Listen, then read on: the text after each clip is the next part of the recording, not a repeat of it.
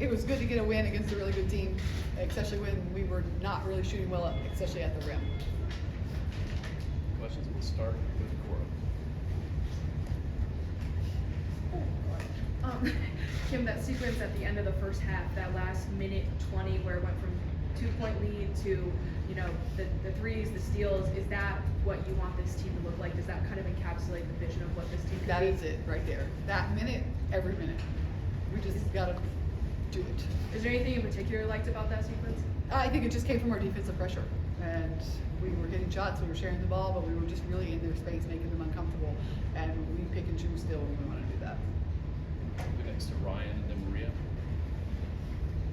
Outside of really that fourth quarter, you're able to avoid kind of getting into any sort of foul trouble or into the bonus. What do you think kind of led to that? Just the game playing out that way or playing certain defense? Yeah, it was like the quickest game we ever played, which was nice.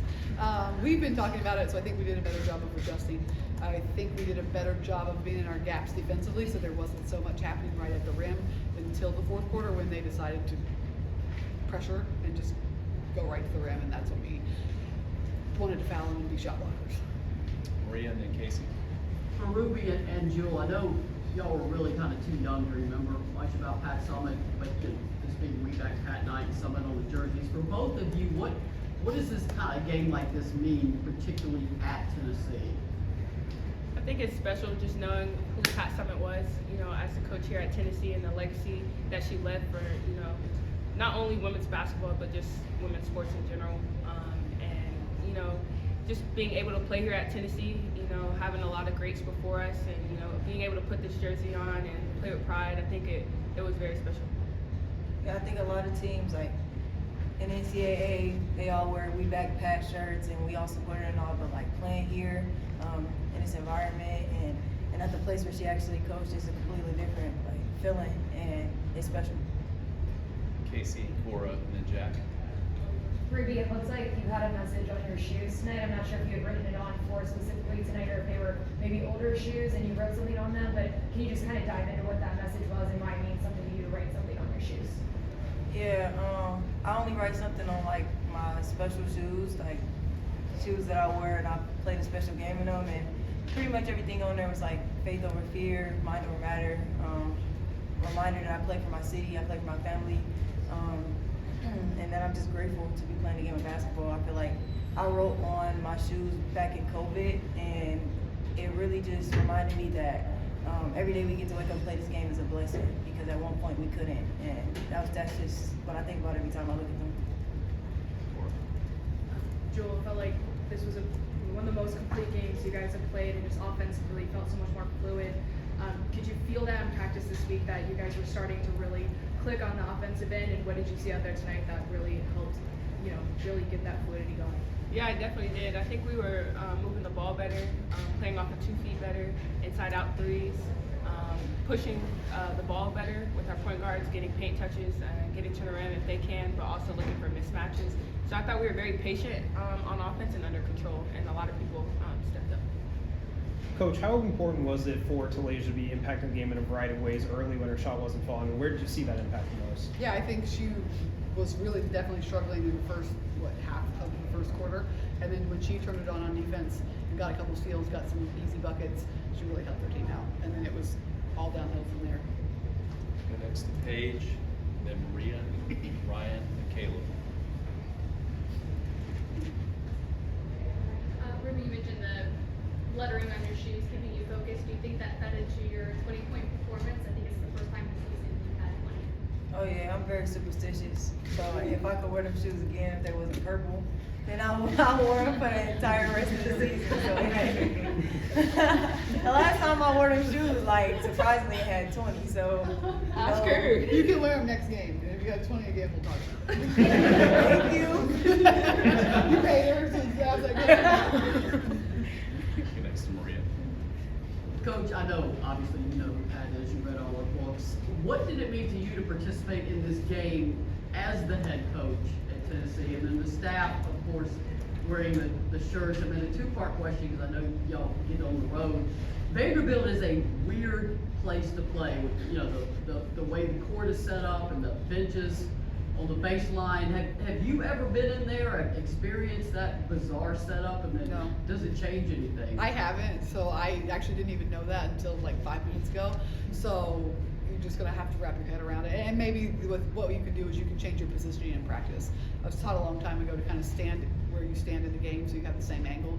So maybe in practice I'll be on the baseline for the next couple of days. Pat said the players loved it when they were at the far end Oh, because yeah. they could not hear her. Absolutely, if you're coming down our sideline, we can talk to you. Now it's gonna be hard. But what about this game and being Tennessee's head coach? No, it is amazing, and it's still very humbling, and you got to pinch yourself that you are the head coach.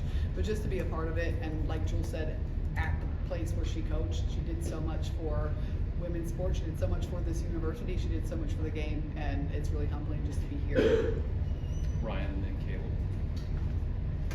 For Ruby and Jewel, when Talasia gets going like she did in the second half after maybe not seeing her shot fall as much in the first half, what's that like from your perspective? She can do that all game. She can do that all game. Like, I feel like she's definitely one of the best defenders in the SEC. It's very, very hard getting past her. Like, I play against her in practice every single day. Like, it's hard. So I feel like when her shot's not falling, she really like gets up and takes pride in playing defense, especially when we encourage her to do so. And then on the back end, she come down and scores 16 points in the second half of the game. So it's amazing. Yeah, I said the same thing. I told her going into halftime that she sparked us, you know. She got 2 big steals and we got 2 big threes. So when she's not scoring, she still impacts the game, whether that's on defense or just getting offensive rebounds. Caleb, then Emily, right?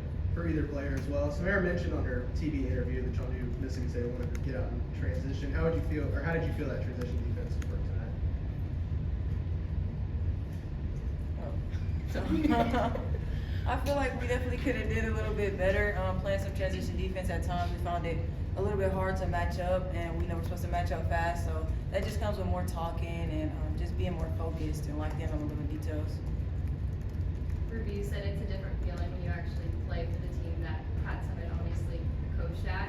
Did you have an opportunity? I know it was Mindy, but they always play her singing Rocky Top. Did you have an opportunity to look up and just kind of take it all in?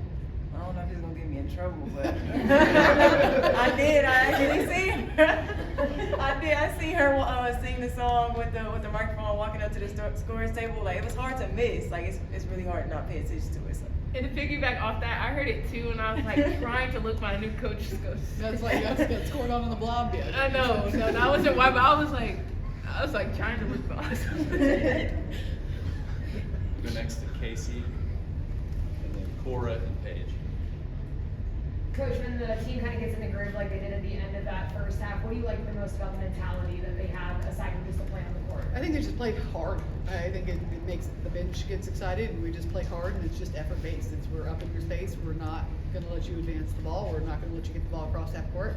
I think it's a mindset, and I think it's a mindset we need to be more consistent at. Kim, I noticed that Samara Spencer had come out before the 90-minute clock started, came out, sit down with you, and I feel like I've seen her out early sitting on you with the bench before games before. Just, what does that relationship mean to you, and what did you think of her performance tonight? Yeah, Sam's special. She's always in here, always laughing, joking.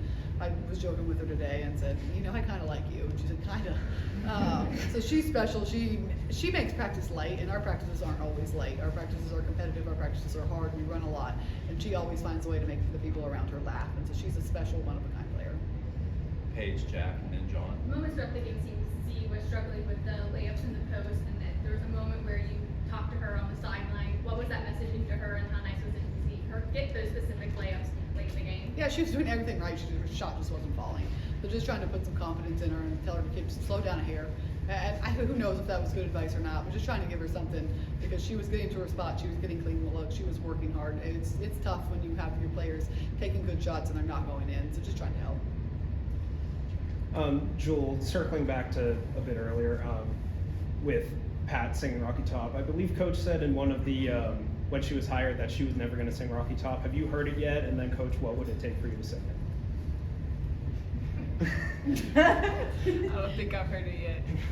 Yeah, I don't really go sing. She's not really like a singing I'm person. not really a singer or a dancer. I just sing it in the privacy of my own home or She hasn't danced yet. No, I'm not kidding. No, You yeah. can make her dance. Yeah, if you offer win the championship, we'll talk about it. But until then, on a daily basis, you think I'm gonna walk around singing and No, dancing? but like- You just said you don't pay attention in the huddles. Just something. Go next to John, and then Maria, and then Casey. Coach, everybody talks about Jules scoring, but her passing has really been on display over the SEC play. What makes her such a good passer? I think she's had a really, really good basketball IQ. She sees the floor. She's not selfish, so she's not always just looking at the rim. And she plays with really good pace. It's hard to speed her up. She controls the tempo when she drives. Coach, you can take this, or Ruby, or Jewel. It's one thing to take a charge. It's another thing to take a charge when a 6'7" player is bearing down on you. And Samara Spencer just stood in there and took it. I mean, she's a little smaller compared to who was coming down on her. Just what does it say about her toughness to be able to stand there and take that charge? Yeah, she's tough. She'll do it in practice. She probably takes 2 or 3 charges every practice too. Casey. Either for Ruby or Joel, we've seen Coach kind of pull someone aside a few times now when they come off.